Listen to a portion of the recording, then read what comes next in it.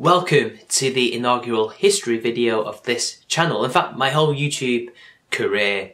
And today we're going to be talking about my, DNA history, my ancestry, what I'm related to, what regions of the world were brought together to create, this. But first, before I get into that, there's been an elephant in the room, and no, that is not a reference, for those of you who already know, to my ancestry. This is all about the controversy over these ancestry websites and the trouble that they not only cause, but issues with accuracy. So yes, there is issues with accuracy. There is issue with how accurate this data is. There are some people who have had multiple tests done, and they would have started off with a website like the one that I used, Ancestry DNA, and found something weird that doesn't quite mesh.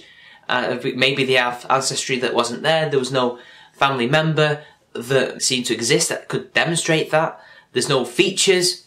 And then they take another one and it's completely different.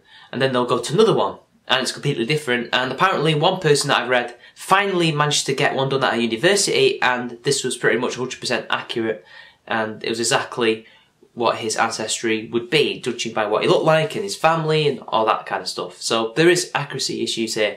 But in order to make it look as if, this is only an estimation, they put an estimation as to how related you are to these certain regions. And mine seems, I don't know, bit iffy, I don't know. But this is not going to be just one video. This is going to be a series, sporadic though it may be, because these things are expensive and they take a long time to do. But another thing, and this is the one that I am going to go into, is the accusations of foul play. Some people within 23andMe and Ancestry DNA have been accused of tampering with people's DNA because they want to stop racism. Yes, they've basically been, I can only imagine guessing whether or not certain white people who use the test are racist, so they put African ancestry into their tests in order to fabricate that and make them question themselves. This is unethical and it's wrong for many different reasons. Firstly, how do you know that this person's a racist when all they do is put their date of birth, their ethnicity and their name into the register? How would you know? You can't read their minds. You don't talk to them. You don't talk to people from Ancestry DNA unless there's an issue, if there's a problem. But apparently these people have taken it upon themselves in the name of social justice to fight racism. And if that means that some collateral damage must be done, then so be it, right?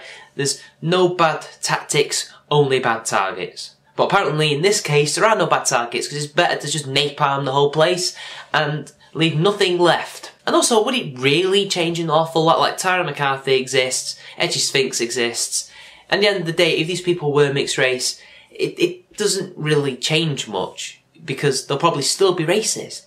I mean, this can go with darker mixed race people, this can go along with white mixed race people, or just lighter skinned mixed race people, to be more accurate. There are racists of all kinds, and it might not change their opinion. So in the end, this only just serves to really cement distrust amongst the public and these companies, and it doesn't do a whole lot of good for them. So it makes me wonder why Lindy Beige was even trying to promote one of the companies that was involved in that controversy. But I guess he doesn't really know, and they didn't bother to tell him about that. But even then, it's an interesting thing to do, and this isn't going to be the only video on this. No, in fact, due to some encouragement by some of my subscribers on Twitter, I should make this a study, like a series where I go through a few DNA tests and basically determine what is the most accurate of the three, because I can't do too many, so I'm going to pick two more to do, and basically say, are they accurate, are they worth doing, or is it just, a waste of money? And the other one that I will be doing is 23andMe, and the next one will be National Geographic's very own. Now that is the most expensive one. 23andMe will be much cheaper because there will be deals on, and I can get that one much easier and quickly. I'll be doing it, at the very least every 2 months. That's every 2 paychecks, so that I don't waste all my money, because, I've got to live. Hopefully by the end of maybe 6 months time, or hell, even 12 months time, who knows how long this is going to take, we'll have a very nice little series and a case study. And then at the end, I'll probably make a conclusion based on all the statistics that is made about my DNA, and we'll come to the conclusion as to what I'm actually related to. So that'll be a lot of fun. So without further ado, Ancestry DNA, your time is now. Now, you'll be greeted with this.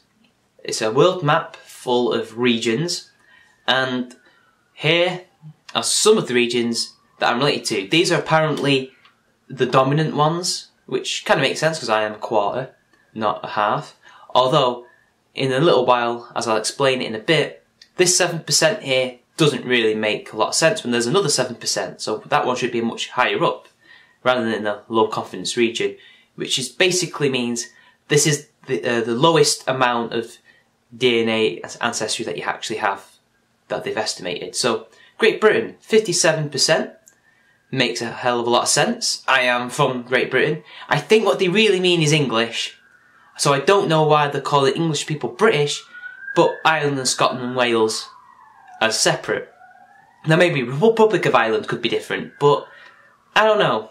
I don't think it's fair. I think it should be all separate. English, Scottish and Welsh, or just Great Britain and Irish. But it does get the region that I'm from absolutely spot on, which is Northern England. I am from Northern England, though I don't know why they're grouping the Midlands with it. The Midlands is an entirely separate entity, but whatever, that's regionalism for you. And then there's Ireland, Scotland, Wales. It doesn't tell me exactly what I am. I don't know if it's Welsh in me, or Scottish in me, or Irish in me. It doesn't really say.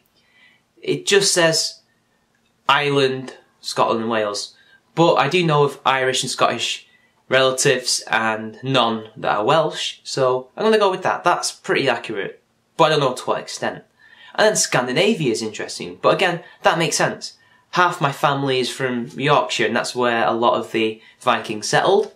They didn't really settle in the northwest. That was, and still is, pretty much a Celtic area. If you were to see pictures of that side of the family, at least very, very early on, from what I can remember, so from the 30s, 40s and 50s, they look kind of Scandinavian, especially my great-granddad. And it's also especially my great-grandmother, who, although isn't from the Yorkie counties, she is from Cumbria, and there was quite a lot of activity in that region, which is just north from where I live, funnily enough. And it also says Europe West. Now, this could be many different things. It could be like Dutch, German, France, anything. I think that's basically Anglo-Saxon, Norman type stuff. I think that's what it means. But again, it's not very specific, and I like being specific. And then we go to the low confidence regions, and now as you can see here, I was kind of completely wrong about a lot of what I was related to. Now, for some reason, Ivory Coast, Ghana, which is just a region, it's not the specific countries, it's,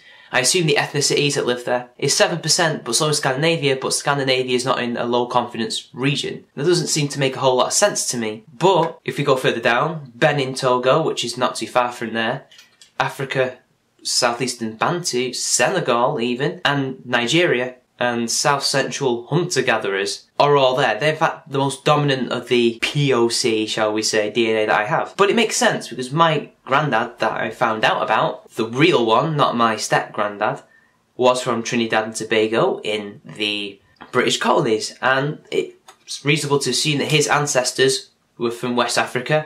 West Africa was part of the slave trade and the slave triangle, so it makes a hell of a lot of sense now, doesn't it? So that's where the colouring comes from. That's where my wavy hair probably comes from, a mixture of straight hair and curly hair. It got all the way through the generations. So that explains something, but again, I'm not so sure because, I don't know, it seems like it doesn't really add up to a quarter, but whatever. Oh, and I forgot to mention during this little bit that I'm also related to Southern Europeans and also some Iberian type of stuff. Now that could be Portuguese or Spanish, it could be Basque. But they're kind of all the same people, ethnically wise. I guess I might be wrong on that, but I know the languages and cultures can be radically different in that area, but I think they're the same people overall, but I don't know, I could be wrong on that front. And that could be from any side of the family. Now, I don't know if anybody from that area of the world on my mum's side, although her auntie looks like she could be from that area, but there's loads of people who look like that in Yorkshire. That could just be, well, potentially something else. I don't know. But on my dad's side, that could probably come from his dad's side of the family. There's no mention of that from his mum's side. I don't know. We've not really looked into that. But it could well be from his unknown dad's side of the family, because Trinidad, before it became British, was French, and I think it was also Spanish as well at one point. Or maybe he was sold, his ancestors were sold from Spanish or French slavers, and maybe there's some ancestry there, who knows. We know that there was some interbreeding going on, but that's a little interesting thing to point out, and I could also explain some other things, but again, take it with a pinch of salt, and I'm only speculating here. And then there's a little bit of Middle Eastern descent, but it doesn't actually say what. Does it mean Arab, Kurd, Persian? Hell, even Jewish, because there are Jewish people that live in the Middle East, not just from recent times with Israel, but there were people who still lived there. It doesn't exactly say, and that's pretty much it. So it's fascinating to see potentially where all my ancestors migrated from. So I'll have an ancestor from the Middle East, wherever they come from. From Africa, this could be quite a few different ancestors, culminating in my paternal relations. And also, primarily, of course, because my dad is also mixed race, which will explain a lot more white ancestry than, say, other people who are mixed race. It all kind of makes sense to some degree, but I'm still kind of sceptical because they were adding African ancestry to those doctored DNA tests. So was this worth your money, people? Honestly, this one's a bit of an unknown for me. It was part of the controversy, but that was only a week or a couple of weeks after I actually initially posted my DNA. I don't think I was a victim of that though, but again, due to all these factors, I'm a little bit sceptical, but, you know, makes sense. I would say it's worth your money, people. I would say you should try it out just for fun, see what you can come up with. But I wouldn't pay full price. I would wait until they have a deal going on, because it's probably not worth that amount of money, in my opinion. So anyway, that was my first ever history video. The next one will be in a couple months' time, so keep an eye out for that. I think I'll be doing 23andMe next, so let's see what they do after all this stuff that's happened. And so after that, it'll be National Geographic's 2.0 genetic thing, whatever it's called, which is actual scientific stuff that I would be really interested in. So until next time, people, it's been your boy, and I'll see you later.